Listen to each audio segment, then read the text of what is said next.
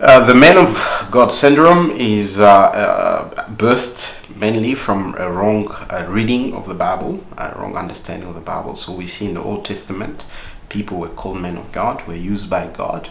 I think today we see in the church, whether in the Congo or most African countries, where the same teaching is carried on into the church today. And so some people are elevated to higher position because they believe to have a specific anointing and to have a much more closer relationship with God and access to God than the rest of the family of Jesus.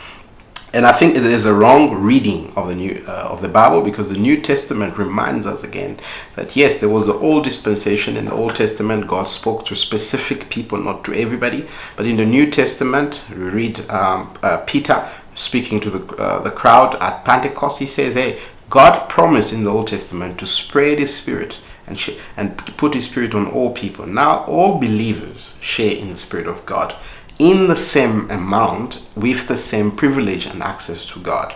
And so in the New Testament, all believers are priests, all believers have access to God. And so this factor of men of God is not in the New Testament.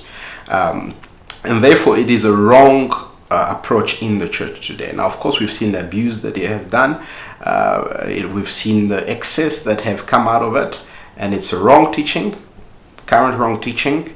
All believers today share in and access the Spirit of God, and therefore the gifting is different, but it doesn't mean the importance or the access to God is different. How do we deal with that in the new today? Well, we talk about it like we're doing now.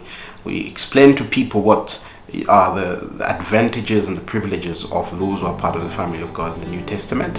And then, of course, for those of us who lead, we are humble enough to recognize that we have a difference of role, but not difference of value nor access to God in the New Testament.